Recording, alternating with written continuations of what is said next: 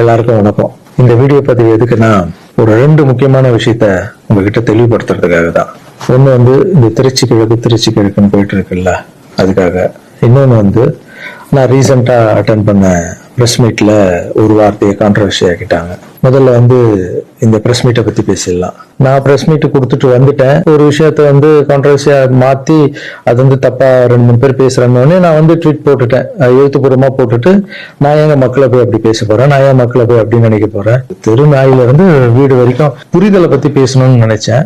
நான் பாட்டு ட்வீட் போட்டு எழுத்துப்பூர்வமா போட்டுட்டு நான் ஷூட்டிங் போயிட்டேன். ஷூட்டிங் பண்ணிட்டே இருக்கேன். 2 நாளுக்கு அப்புறம் பாத்தீங்கன்னா ஃப்ரெண்ட்ஸ் எல்லாம் போனு, நண்பா நீ இதுக்கு ஒரு வீடியோ போட்டா நல்லா இருக்கும், எல்லாம் தப்பா புரிஞ்சுட்டு இருக்காங்க, ஒரு சிலர் இதை அட்வான்டேஜா எடுத்துக்கின்னு உன்னை பத்தி தப்பா பேசிட்டு இருக்காங்க அப்படின்னா, இப்ப அதான் ஒரு தடவை ட்வீட் போட்டுட்டான்ல, விட்டு நம்ம அதை போய் சும்மா பேசிட்டு இருக்க கூடாது. தப்பு நம்ம பண்ணா பரவாயில்ல, நம்ம தான் பண்ணலையே அப்படின்னு விட்டாச்சு. அதுக்கப்புறம் என்னுடைய ட்ரஸ்ட் குழந்தைங்க எல்லாம் போன் போட்டு, நம்ம படிக்க வச்ச குழந்தைங்க அங்கே வேலை பண்ணிட்டு இருக்காங்கல்ல, அங்கிள் நீங்க இதுக்காக ஒரு வீடியோ போடுங்க ப்ளீஸ், இது ரொம்ப தப்பா போயிட்டு இருக்கு அப்படின்லாம் பேசினாங்க. என்னடா இது எல்லாம் அப்படி சொல்றாங்களே அப்படின்னு பார்க்கும்போது, வீட்டுக்கு போனா வீட்டுல அம்மாவும் அப்செட்ல இருக்காங்க. இதுக்குதான் நான் ஒன்னு அரசியலுக்கு போவானு. ஐயோ இது ரொம்ப தப்பா இருக்கு போல.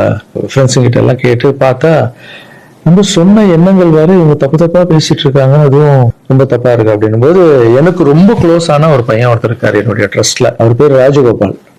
அவரு ஒரே போன்ல, அங்கிள் நீங்க இதுக்கு ஒரு ட்வீட் போட்டு ஆகணும், நீங்க அந்த ராஜகோபால் யாருன்னு நான் உங்களுக்கு இன்ட்ரோடியூஸ் பண்ண போறேன். இது வரைக்கும் நான் பசங்களை டான்ஸ் ஆட வைக்கிறாருன்னு மேலோட்டமா பாத்திருக்கீங்க, பசங்களை படிக்க வச்சிருக்காங்கன்னு மேலோட்டமா பாத்திருக்கீங்க, அவங்க ஹாப்பியா இருக்காங்க, இவங்க டான்ஸ் ஆடுறாங்க, இவங்களை படிக்க வைக்கிறாங்க, மாஸ்டர் பர்த்டே கேக் வெட்டுறாரு, இது மட்டும் தானே பாத்திருக்கீங்க. ஒவ்வொரு வாழ்க்கையிலும் எவ்வளவு கஷ்டம் இருக்கு, அவங்கள நான் எவ்வளவு கஷ்டப்பட்டு வளர்த்தேன் அப்படின்றதெல்லாம் அப்பெல்லாம் ரீல்லாம் இல்ல. இப்ப சொல்றேன், ஒரே ஒரு பையனுடைய அவர் எப்படி சேர்ந்தாரு, அவருடைய கஷ்டம் என்ன, நான் எவ்வளவு கஷ்டப்பட்டேன், அவர் இப்ப எந்த நிலைமையில இருக்காரு, எந்த நிலைமையில இருந்தாலும் அவர் எப்படி விடாம இருக்குன்றத அந்த பையனை இன்ட்ரோடியூஸ் பண்றோம். இவர் பேர் தான் ராஜகோபால். இந்த வீடியோல பேசியே அவனுன்ற முடிவுல வந்திருக்காரு. இவர் நிறைய ஆசைப்பட மாட்டாரு, ஏதாவது ஆசைப்பட்டு கேட்டா செஞ்சிடணும், எல்லாம் கொஞ்சம் கோவம் வர இருக்கு. இவர் யாருன்னு முதல்ல நான் சொல்றேன். இவர் சேர்ந்தது 20 வருஷத்துக்கு முன்னாடி என்கிட்ட சேர்ந்தாரு. எப்படி தான் சேர்ந்தாரு, நைட் நான் படுத்துட்டு இருக்கேன், ஒரு 11 மணிக்கு சொல்றாங்க, கீழே உங்க வீட்டு கீழே யாரோ ஒருத்தர் வெயிட் பண்றாங்க சார், உங்களை பார்க்கணும் அப்படின்னு சொல்றாங்க.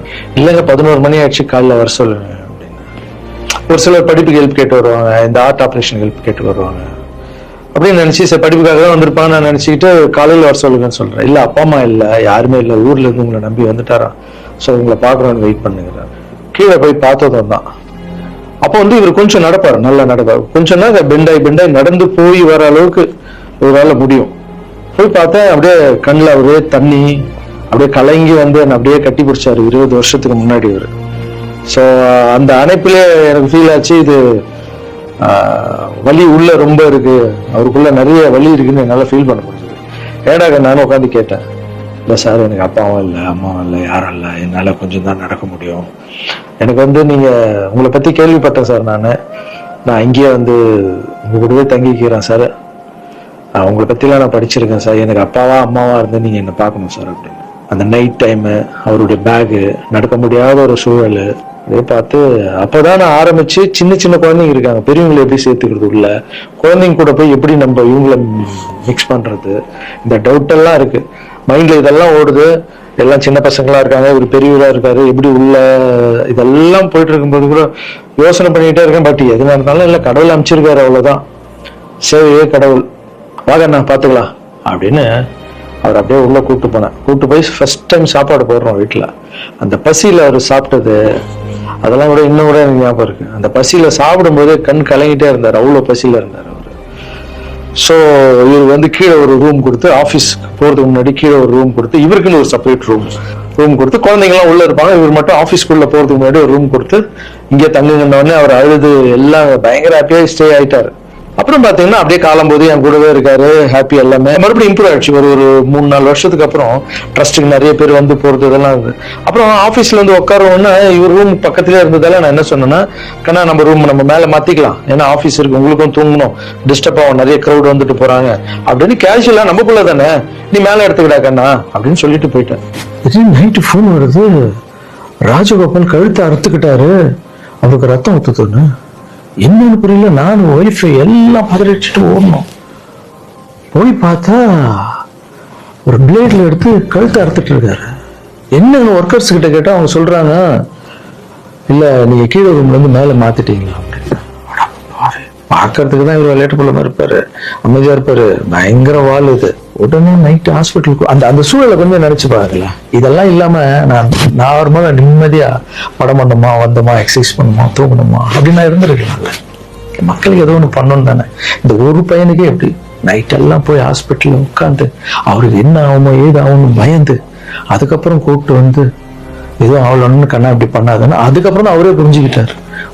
ஒரு மாசம் மேல இருந்தவொடனே, ஆமா மாஸ்டர் கீழேனா எல்லாம் வந்துட்டு போவாங்க, எனக்கு தூக்கமே இருக்க, மேல நிம்மதியா இருக்கு மாஸ்டர், ஹாப்பியா இருக்குன்னு. இந்த மாதிரி பசங்களுக்கு டக்குன்னு போவோம். அதை புரிஞ்சுக்கணும். இந்த ஒரு பையனுக்கே இந்த ஸ்டோரி இருக்கு. அதுக்கப்புறம் இவர் என்ன பண்ணாரு, நல்லா நடந்திருந்த பையன் வெளியே போவாதுன்னு சொன்னா என்ன கேட்காம ஏதோ வெளியே போயிருக்காரு.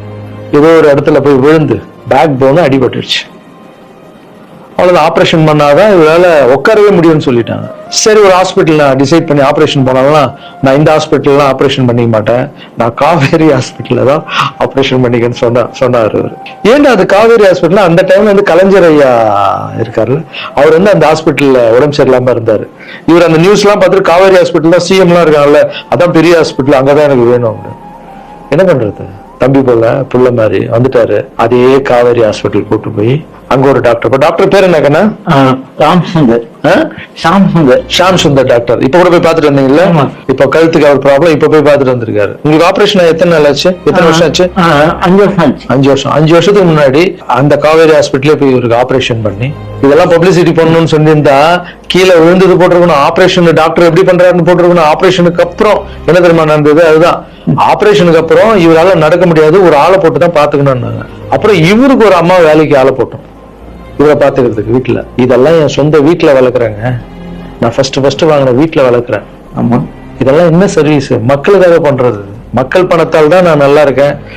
மக்களை போய் நான் தப்பா பேசணும்னு சொன்னோன்னே வலிச்சிருச்சு. எங்க அம்மாவே வீட்டுக்கு போற அழுதுட்டாங்க, இதுக்குதான் நீ அரசியலுக்கு போவான்னு சொன்னேன். ஒரு பையனுக்கு எப்படின்னா எத்தனை பிசிக்கல் சேலஞ்ச் நீங்க பாத்துருப்பீங்க, என்னெல்லாம் நடந்திருக்கும் என் லைஃப்ல. அதோட 60 குழந்தைங்களுக்கு என்னென்ன ப்ராப்ளம். ஒரு குழந்தைக்கு கொரோனா வந்து எல்லா குழந்தைக்கும் கொரோனா வந்து. இப்பதான் வந்து ட்ரஸ்ட்ல எல்லா பசங்களும் பெருசாயிட்டாங்க, ஒரே ட்ரஸ்ட்ல இருக்கக்கூடாதுன்னு பசங்க அங்கங்க படிக்க வச்சு அவங்க பாட்டி வீட்லயே அங்கங்க இருக்காங்க. இப்போ ஒரு வாரத்துக்கு முன்னாடி தான் ஃபாதர்ஸ் டே வந்தது. நான் வளர்த்த குழந்தைங்க எல்லாரும் எனக்கு வந்து செலிப்ரேட் பண்றாங்க. இன்னும் நம்ம இங்க தானே வளர்ந்தோம், அப்பா தானே வளர்த்தாருன்னு என்னை பார்த்து இந்த பூச்செண்டு கொடுக்கும் போதெல்லாம் எனக்கு அவ்வளோ ஒரு சந்தோஷம். அதனுடைய அன்பு பார்த்தீங்கல்ல, யாருக்காவது கிடைக்குமா? ஸோ இதெல்லாம் மக்களுக்கு மேல வச்சுட்டு இருக்க அன்பு மட்டும்தான். நீ பேசணுமா? என்ன பேச போற? அதான் நான் அங்கிள் சொல்லிட்டேன் உன்னை பத்தி எல்லாமே. சரி சொல்லு. இது வந்து யார் நம்ப மாட்டாங்க. நான் வந்து பாதிக்கப்படுவேன். சரி சரி சொல்லு. நீங்க இப்படி எப்படி பாத்துட்டீங்களோ அந்த கடவுளுக்கும் எங்க அம்மாவுக்கு தான் தெரியும். இது நான் வந்து மக்கள் மாதிரி உங்களுக்கு நான் உண்மையா சொல்றேன். நான் கும்பல அனைத்து கடவுள் மேலானையும் எங்க பெற்ற அம்மா மேலானையும் சொல்றேன். இந்த பின்னாடி நிக்காதுல இது இந்த சால் மட்டும் இல்லை, எனக்கு அம்மா அப்பா எல்லாமே இவ்வளவுதான். எங்க அப்பா பெரிய கோடீஸ்வரர் அப்படின்னு என்ன வந்து நான் இப்படி வாழ்ந்துட்டேன் அப்படின்னு எங்க அம்மா என்னையும் அனாதையை விட்டுட்டாரு. எங்க அம்மா என்னை விட்டு போனதுக்கப்புறம் இந்த உலகத்துல எப்படி வாழ போறோம் அப்படின்னு ரொம்ப தயக்கமா இது நீ ஃபீல் பண்ண கூடாது. நான் பேசுனேன் இங்கெல்லாம் அதெல்லாம் இருக்கக்கூடாது, புரியுதா? இல்ல ஆமா இதெல்லாம் அது கூட நீ ஸ்டாப் பண்ணி பேச வேணாம். நீ பேச வேணாம். நான் பேசணும் உனக்கு அடைக்கண்டா, தொண்டை அடிச்சுன்னா உயிரை போனாலும் பரவாயில்ல. என்ன உயிர் கொண்டு போய் எங்க அம்மா எங்க எப்படி 10 மாசம் சுமந்து பெற்றாங்களோ அது மாதிரி இப்ப நான் உயிரோட உங்க முன்னாடி இருக்கேன்னா இந்த இவரு கூட்ட டெய்லியும் இவரு கூட்ட 10 லட்ச ரூபா செலவு பண்ணி தான் நான் இப்ப உட்காந்துருக்கேன். இன்னொரு தகுதிக்கு அவ்வளவு ஒரு ஹாஸ்பிட்டல் நான் போய் ஆப்ரேஷன் பண்ணது கனவுக்குள்ள நினைக்க முடியாது. ஒருத்தர் ஹாஸ்பிட்டல் போய் சேர்க்கும் போது அவங்க சண்டை பண்ணுவோம், ஏதாவது வந்து பார்ப்பாங்க. ஆனா என்னையாவது வந்து பார்க்கறது ஆள் கிடையாது. ஆனா என் மாசு அந்த ஒரு கோலை கூட தெரியாம டெய்லியும் வந்து பார்ப்பாரு.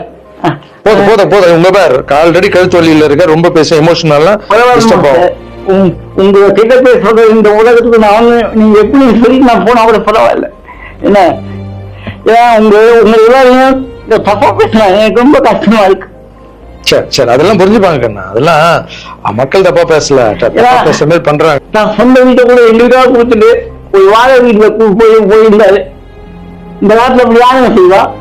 இந்த ஒரு பையனுடைய வாழ்க்கையில எவ்வளவு கஷ்டங்க, எத்தனை குழந்தைங்க வளர்த்திருப்பேன், எவ்வளவு கஷ்டத்தை பார்த்திருப்பேன். எனக்கு ஒன்னே ஒண்ணு பண்ணுங்க, எங்க அண்ணன் தப்பா பேசியிருக்க மாட்டாரு, யார் என்னதான் சொன்னாலும் அவரு இதை பண்ணியிருக்க மாட்டாருன்ற சப்போர்ட் மட்டும் எனக்கு போதும். ஏன்னா எங்க அம்மாண்ட ஃப்ளோ கெஞ்சி எத்தனை வருஷத்துக்கு அப்புறம் அம்மா ப்ளீஸ் ப்ளீஸ்மான்னு சொல்லி விஜய் சார் வந்ததால ஒரு நம்பிக்கை வந்து அம்மா போன்னு சொன்னாங்க. இப்போ இந்த விஷயம் எப்போ ஸ்டார்ட் ஆச்சோ இந்த கான்ட்ரவர்சி, அப்பத்துல இருந்து அம்மா மறுபடியும் அவன் பாத்தியா நான் இதான் சொன்னார். ஏன்னா அம்மாவுக்கு 70 வயசு ஆயிடுச்சுப்பா, அவங்க சொல்லி புரிய வைக்க முடியாது. அம்மா ஒரு சிலர் தான் வீடியோ போடுறான், பொதுமக்களுக்கு ஒண்ணுமே இல்லை நம்ப மாட்டாங்கன்னு சொன்னா கூட அவங்களுக்கு ஒரு மாதிரி இருக்கும். வயசானவங்க நம்ம போய் எதுவும் பேச முடியாது. ஏன்னா நிறைய பேர் நான் பாக்குறேன், இன்னும் எல்லாத்துக்கும் அம்மா அம்மா அம்மா அம்மான்னு. அம்மா தானே சார் எனக்கு என்னோட ஃபர்ஸ்ட் ரசிகை, எங்க அம்மா ஃபர்ஸ்ட் குரு, ஃபர்ஸ்ட் டீச்சரு, அதுக்கப்புறம் என்னுடைய தெய்வம், என்னுடைய பெஸ்ட் ஃப்ரெண்டு, எல்லாமே என் வாழ்க்கையில தாய் தாங்க. தாய் இல்லைன்னா நான் இல்லவே இல்லைங்க. நான் மட்டும் இல்லைங்க, இந்த உலகத்துல யாருமே இல்லை. என் தாயுடைய ஆசீர்வாதம்லாம் நான் வந்து இருக்க முடியாது. நான் பேசினா தாயின்னு வரும், அது வரலன்னா தான் தப்பு. நீங்க என்ன எல்லாத்துக்கும் தாய் தாய் தாய், நான் அப்படிதான். அப்புறம் இன்னொரு வார்த்தை கூட கேட்குறீங்க, வர்றதுன்னா வர வேண்டியதானே, ஏன் மக்கள் கிட்ட போய் கேட்கணும்? மக்கள் திருப்பி மகிழ்ச்சி திருப்பிட்டு இருக்குல்ல. மற்றவங்களாம் கேட்க மாட்டாங்க, வந்துடுவாங்க. நான் மற்றவங்க கேட்க மாட்டாங்க, நான் கேட்பேன். என் சொந்தத்தை எல்லாரையும் கேட்கிறேன். அது மாதிரி மக்கள்கிட்ட ஒரு வார்த்தை கேட்டா என்ன தப்பு? ஏன்னா அவங்கதான் என்ன வாழ வச்சாங்க, அவங்கதான். ஒருவேளை வந்து லாரன்ஸ்னா நீ அரசியலுக்கு வராத, ட்ரஸ்ட் விஷயமே போதுன்னு ஒருவேளை அவங்க நினைச்சிருந்தா கேட்கறதுல என்ன தப்பு? அவங்களுக்கு மரியாதை கொடுக்கறதுல என்ன தப்பு? இனிமே நான் கேட்டுதான் பண்ணுவேன். 4 பேருக்கு சாப்பாடு போட்டா அரசியலுக்கு வந்துடலாமா? மாற்றுத்திறனாளிக்கு 2 பேருக்கு டான்ஸ் சொல்லி கொடுத்துட்டா அரசியலுக்கு வந்துடலாமா அப்படின்னு கேக்குறீங்க. நான் 4 பேருக்கு சாப்பாடு எல்லாம் போடலாங்க. பாத்தீங்கல்ல, ஒருத்தருடைய லைஃபையே வளர்த்து எடுக்கிறாங்க, ரொம்ப கஷ்டம். எல்லாரும் அரசியலுக்கு நான் வந்த அப்புறம் இதை பண்றேன் அதை பண்றேன்னு சொல்லுவாங்க. ஆனா நான் பண்ணிட்டு வரேன்னு சொல்றேன், இன்னும் வரேன்னு கூட சொல்ல. அதுக்குள்ள அப்படி பேசாதீங்க. 4 பேருக்கு சாப்பாடு போட்டு அரசியலுக்கு வந்துடுறேன். நான் என்னுடைய கஷ்டம் ரொம்ப பெரிய கஷ்டங்க, ரொம்ப வலி இருக்கு எனக்குள்ள. நான் நிஜமா வச்சிருக்கேன். இதெல்லாம் கேட்கும்போது மனசுக்கு ரொம்ப கஷ்டமா இருக்கு. முன்னாடி ஏதோ பேசிட்டீங்க, இந்த வீடியோ பாத்தீங்களா, இப்போவாது என் கஷ்டம் புரிஞ்சிருக்கும். இனிமே அப்படி யாரும் தப்பா பேசாதீங்க. இந்த திருச்சி கிழக்கு தொகுதி, ஸோ நிறைய பேர் இடத்துல பார்த்தீங்கன்னா திருச்சி தொகுதியில் லாரன்ஸ் மாஸ்டர் நிற்கிறாரு. நிறைய பேர் அண்ணா நீங்கள் வாங்கினா, நீங்கள் வந்தால் நாங்கள் ஓட் போடுறோண்ணா, வெல்கம்ண்ணா, இதெல்லாம் சொல்கிறீங்க. நான் ஷூட்டிங் போகிற இடத்துல நான் ஏதாவது ஆஃபீஸ் போனால் கூட வாங்க எம்எல்ஏ சார் திருச்சி தொகுதியில் நிற்கிறீங்களா, எல்லாருமே சந்தோஷமாக கூப்பிட்டீங்க, அன்பாக கூப்பிட்டீங்க. உங்கள் அன்புக்கு எல்லாருக்கும் நன்றி.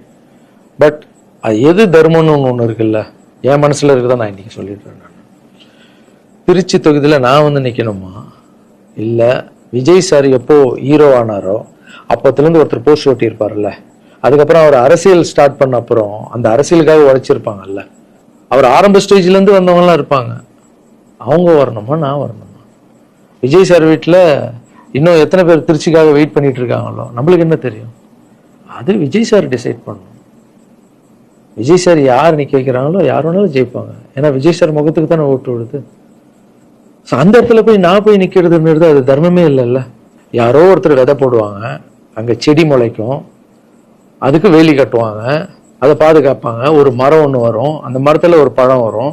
அந்த பழத்தை நான் எடுத்து சாப்பிடணுமா, விதை போட்டவங்க சாப்பிடணுமா? ஒரு வேளை நம்ம போய் சேரணும்னா எப்படி தான் சேரணும்? ஃபஸ்ட்டு உறுப்பினராக போய் சேரணும். உறுப்பினராக சேர்ந்து அந்த கட்சிக்காக 3 வருஷம் உழைக்கணும், 4 வருஷம் உழைக்கணும். கட்சியுடைய எல்லா நல்ல திட்டங்களையும் எடுத்துன்னு போய் வெளியே சொல்லணும்.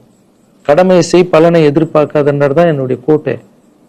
உழைக்கணும். அப்புறம் கட்சி மேலிடம் பார்த்து, சிஎம் பார்த்து நல்லா உழைக்கிறாங்க ஒரு போஸ்ட் கொடுத்தா அந்த போஸ்ட்ல நம்ம இருந்து என்ன பண்ணணுமோ அதை பண்ணணும். அது தர்மம். நான் ஃபர்ஸ்ட் என்னுடைய நிலைப்பாடை சொல்றேன். நான் எதுக்கு அரசியல் வந்திருக்கேன், ஏன் வந்திருக்கேன், யாரு கூட போறேன் அப்படின்றத இன்ஃபார்ம் பண்றேன். ஒரே ஒரு விஷயம் அவர்கிட்ட ஹெல்ப் கேட்க போறேன், எனக்காக இல்லை. எப்படி நம்ம ஹெல்ப் கேட்க போறேன்? கலைஞர் ஐயா இருந்தாரு, அவர் இருக்கும்போது நான் ஒரு சில குழந்தைகிட்ட ஆப்ரேஷனுக்கெல்லாம் ஹெல்ப் கேட்டேன், அவரும் பண்ணாரு. அதுக்கப்புறம் உதயநிதி ஸ்டாலின் சார், அவர்கிட்ட இப்போதான் லேட்டஸ்டா ஒரு 2 மாசத்துக்கு முன்னாடி என்னுடைய மாற்றுத்திறனாளி பசங்க மல்லர் கம்பம் கத்துக்கிட்டாங்க. மல்லர் கம்பம்னா ஒரு கட்டையை வச்சுட்டு அதுக்குள்ள டான்ஸ் ஆடுறது கஷ்டப்பட்டு கத்துக்கிட்டாங்க. அவங்களுக்கு ஷோஸ் எல்லாம் வேணும்னு அவர் நம்பர் என்கிட்ட இல்லை, கேட்டு வாங்கி ஒரு வீடியோ அனுப்பி விட்டேன், அவ்வளவுதான். அவர் என்ன பண்ணாருன்னா ஸ்டாலின் சார் சிஎம் சாருக்கு இதை அனுப்பி கேட்டு 1 வாரத்துல சிஎம் சார் முன்னாடி ஆட வச்சுட்டாங்க. அவங்க எல்லாம் அப்படி பண்ணியிருக்காங்க. அப்புறம் அன்புமணி ராமதாஸ் சார் பண்ணியிருக்காரு. நிறைய குழந்தைங்க ஆப்ரேஷன், அவர் ஹெல்த் மினிஸ்டரா இருக்கும்போது, நீங்களே நடிகராக இருக்கும்போது நான் ஒரு குழந்தைய கூப்பிட்டு வந்தேன், நீங்களே உங்க சொந்த காசு போட்டு ஆப்ரேஷன் பண்ணி அந்த குழந்தைய காப்பாற்றி கொடுத்து. நடிகராக இருக்கும்போதே ஒரு குழந்தைய காப்பாற்றிங்க, இப்போ சிஎம் ஆயிட்டீங்க, தைரியமா வந்து உரிமையோட கேட்பேன். ஒரு 1000 குழந்தைங்க பண்ணு, 1000ன்னா நீங்க நினைச்சா என்ன வேணா பண்ணலாம் உங்க மினிஸ்டர்ஸ் கிட்ட சொல்லி. அது உரிமையோட வந்து நான் போய் கேட்கறதுல நியாயம் இருக்கு. அது சிஎம் பண்ணும்போது அதை வெளியே வந்து சிஎம் எனக்காக என் நண்பர் வந்து இத்தனை ஆப்ரேஷன் பண்ணாரு, இத்தனை குழந்தைங்க இந்த ஹெல்ப் பண்ணாருன்னு அப்ப பெருமையா சொல்லிக்கலாம். நம்ம அதுக்குன்னு ஃபீல் பண்றாதீங்க, அண்ணன் அரசியலுக்கு வரமாட்டாரு போல, திருச்சி கிழக்குல தான் நிக்கலன்னு சொன்னேன், அதுதான் தர்மம் இல்லைன்னு சொன்னேன், வேற எங்கேயும் நிக்கலன்னு சொல்லல. நிப்போம் பொறுமையா, அடி மேல அடி எடுத்து வச்சு. அவசரப்பட்டு என்ன இது சீக்கிரம் வாங்கலாம் அப்படின்னு சொல்றாங்க, என்ன காய்கறி கடையா போய் வாங்குறது? இவ்வளோ நாள் நம்ம உழைச்சி காப்பாத்தி வச்ச பேரெல்லாம் ஒருத்தருக்கு போய் சரண்டர் பண்ணிட்டு அவங்களுக்காக உழைக்க போறோம்னா, அங்க நம்மளுக்கு சீட்டு வேணாம், எதுவும் வேணாம், மரியாதை. எங்க நம்மளுக்கு மரியாதை நல்லா கிடைக்குதோ, யார் கூட போய் சேர்ந்தா மக்களுக்கு நல்லது நடக்குமோ எல்லாம் திங்க் பண்ணி அழகா பண்ணுவோம். ஏதோ ஈஸியா கிடைக்குதுன்னு எம்எல்ஏ சீட்ல வந்து உட்காந்துக்கிட்டு, இல்ல மினிஸ்டர் சீட்ல உட்காந்து பதவி அனுபவிக்கிறதுக்காக வருவானா, என் சுயநலத்துக்காக வரேனா, இல்ல மக்கள் பின்னாடி வந்து நிக்கிறேன், மக்கள் பிரச்சனைக்காக நான் வரேன். மக்கள் பிரச்சனைக்கு வர்றது தானே இங்க கரெக்டான ஒரு விஷயம். இப்போ ஏதோ ஆசைக்கு ஏதோ கூப்பிடுறாங்க, அப்போ நம்ம போயிட்டு பதவி அனுபவிக்கலான்றது தப்பு இல்லைங்க. அதுதான் என்கிட்ட ஆல்ரெடி இருக்கேன், நான் சந்தோஷமா தானே இருக்கேன், என்கிட்ட எல்லாமே இருக்கேன். மக்கள் பிரச்சனைக்காக நம்ம வந்து எங்க போகணும், யார் கூட போகணும், எப்படியாப்பட்ட அரசியலை கையில் எடுத்தா மக்களுக்கு நல்லது நடக்கும்ன்றத நல்லா திங்க் பண்ணி பொறுமையா நானே உங்களுக்கு இன்ஃபார்ம் பண்றேன். 2 படம் போயிட்டு எவ்வளவு சீக்கிரம் சொல்ல முடியுமோ நான் உங்களுக்கு சொல்றேன். தேங்க்யூ. சர்வீஸ் இஸ் காட், மாற்றம் சேவையை கடும்.